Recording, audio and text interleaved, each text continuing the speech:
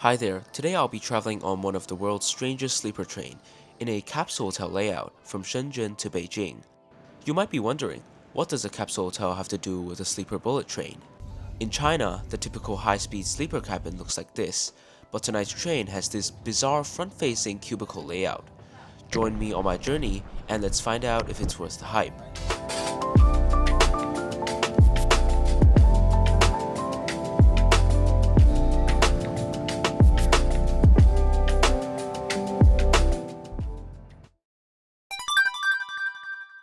Starting from Hong Kong, I rode the East Rail line from Hong Kong Island. My friend joined me from Shenzhenbei and we rode the Shenzhen Metro Line 3 to reach Shenzhen North Station. Shenzhen North Station is a major transport hub in the Guangdong province.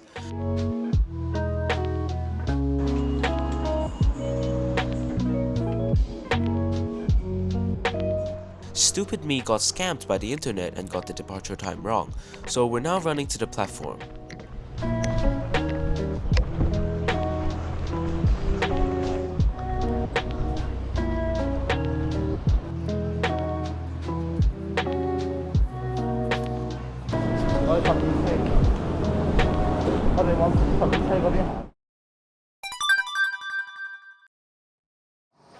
Today's train is a CRH-2E EMU.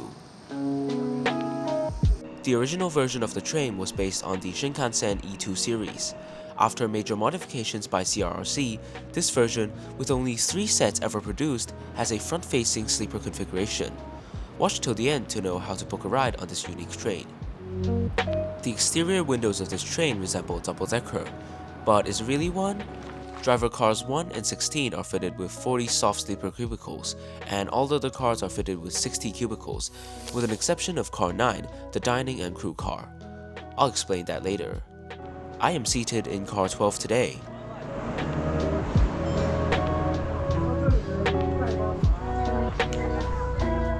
I will be in the upper berth, while my friend will be below me in the lower berth. Each berth has its own small window, which is why the exterior looks like a double-decker. The first problem of this layout arises. The narrow aisle and chaotic boarding made the interior feel like a zoo, especially with the kids hanging around on rails.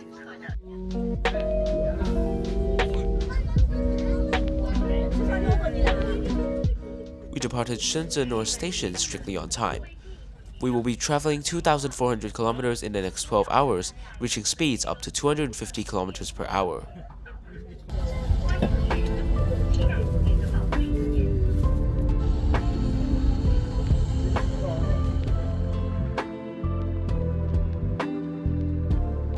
I think the layout of this train is really interesting. There are 4 types of berths on this train. As you can see, there are 2 types, inner and outer berth, staggered like Apex suites or staggered business class seats on a plane. This layout is identical for the upper and lower berths, with minor differences. Passengers can enter the inner berth via the gap between 2 outer berth cabins. Meanwhile, outer berth passengers can see the window through the gap between 2 inner berth cabins. The lower inner berth is probably a favorite. The seat is away from the aisle, is very private, offers storage under the bed, and doesn't require climbing. However, the ledge and power plug are outside the curtains, which means it is the easiest berth to be robbed. Similarly, the upper inner berth possesses the same pros, but is the type with the least storage. Fortunately, due to the height, you are less vulnerable to thieves when compared to the lower one. Let's talk about the lower outer berth. The seat provides the most storage, which is positioned closer to the window along with the ledge, providing better security. Though you will probably see legs walking by next to you, and will be farther from the window. Finally, let's talk about the upper outer berth. The ceiling light is positioned next to the outer berth, which I find to be a strange idea. Since only half the lights in the aisle are dimmed at night, you risk having a bright LED next to you for the whole night. How about the curtains? As seen from fellow YouTuber Amano Shrimp's video, it does not cover the bright LED. For storage, you only have a small area for a backpack and a ledge.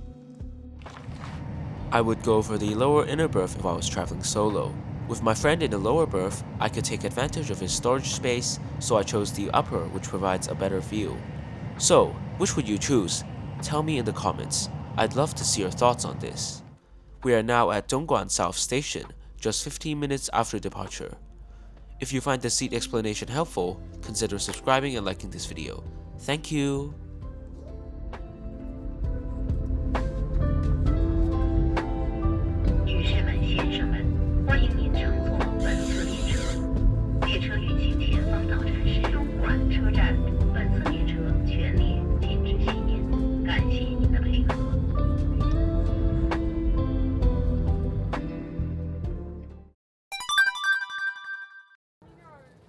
Each upper berth has its own ladder, so I stored my shoes under mine. It is a bit troublesome to move in and out. For me, I didn't mind, as I could get a higher, unique perspective out of the window. Let's take a close look at the berth. At the front, there's a seat pocket with a sanitary bag. Above is a handrail. The coat hook to the side is great if you do not want to put your bags on the ledge, which is outside the curtains as I said. On the other end of the cubicle is another coat hook, and a backrest which has patterns of Beijing landmarks, as this train is based there. It is also adjustable. A third coat hook is also found next to the reading light, which comes in handy when the cubicle lights are disabled at night. Outside of the curtain, you can find a USB port, as well as 2 different power plugs. The control for the cubicle light is also here. There's no tray table, so you can only work on the ledge. It's a bit small for my 15-inch laptop though. Each cubicle comes with a beanbag pillow, and a super thick duvet designed for the cold northern winters. This is what it looks like when I'm sitting in the cubicle. I can move my legs freely.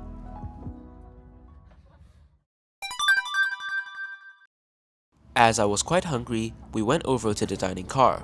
While I would also appreciate it if you'd go over to my Instagram and drop me a follow. Haha, thank you! Car 9 contains 20 traditional sleeping berths for crew members to catch some zeds, as well as the in-train cafe. You can buy merchandise, drinks, snacks, and microwaved meals here. Sadly, most of the meals are sold out. The last portion of the only dish which interested me, the boiled fish and chili meal, was purchased by my friend. Fast food train deliveries were also closed, which meant I could not order or eat any full meal. Luckily, I don't mind starving, else I suggest you eat before boarding.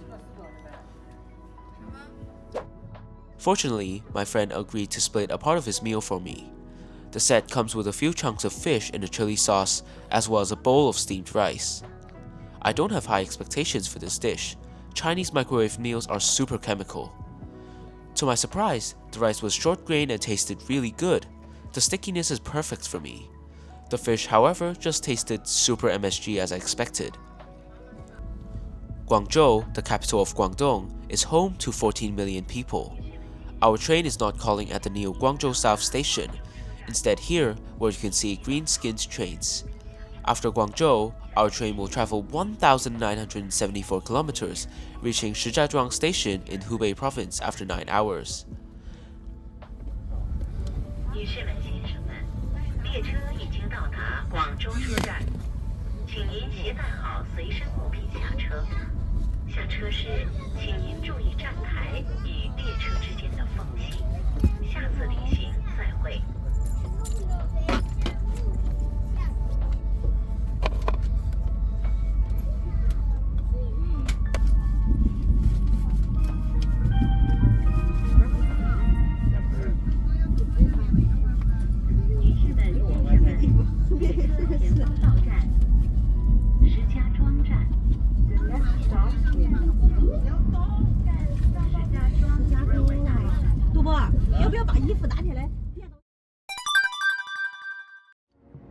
This is what it's like lying flat.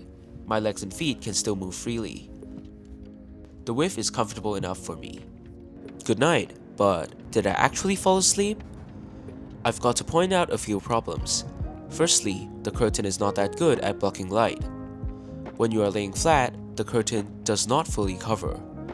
The train ran at an average speed of 200 kilometers an hour throughout the night, and stopped at a station for more than 10 minutes once to let the time go. You generally won't hear much loud track noises on the dedicated high-speed line. The noise was alright for me. See you later. Good morning.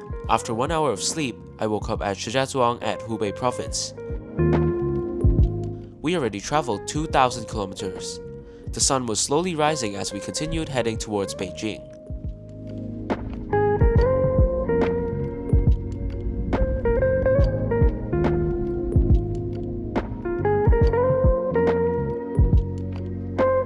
A wash basin is located at the only end with a door of a carriage. A 220-volt power plug is fitted for your convenience. What's funny is, there's no amenity kit or toothbrush provided, so you will need to bring your own. Hot water dispensers are the standard for Chinese trains. There are two types of lavatories. I didn't expect toilet seat covers in the lavatory. In general, a rather typical Chinese high-speed train toilet. I didn't want to add the footage of the squat toilet here, as there was some... No further comment from me. I don't want to make you disgusted. But here's a photo for your reference.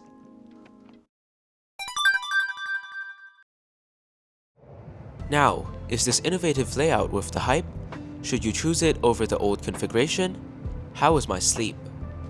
First thing I wish to point out, the berth was really hot throughout the night. For the lower berth, the vent blows towards the cabin, but for mine it was pointing to the ceiling. Despite asking the train crew to adjust the temperature, the cabin still felt hot, and it was not ideal to sleep with a thick blanket. I think they should provide passengers with a carpet instead, at least for summer. The bed padding is rather stiff, so if you like soft beddings, this might not be your cup of tea. Since I woke up at a late time before traveling, I wasn't really sleepy, so I didn't sleep for long.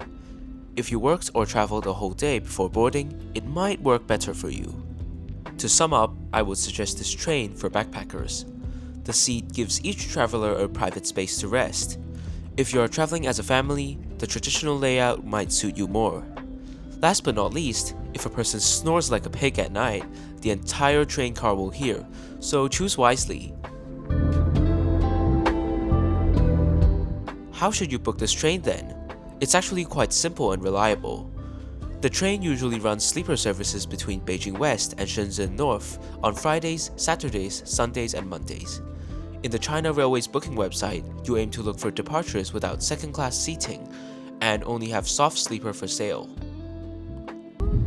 That's it, time to pull in to Beijing West and end the 2,400-kilometer journey.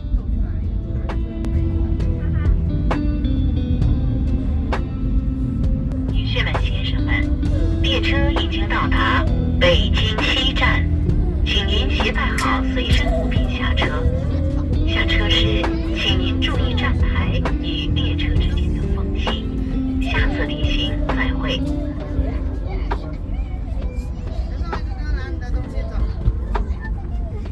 女士们、先生们，列车已经到达北京西站，请您携带好。 If my video gave you value or helped you, consider subscribing or supporting me by one-time supers. Thank you for watching, and I will see you in my next video, where I travel in Hainan Airlines back to Shenzhen in economy.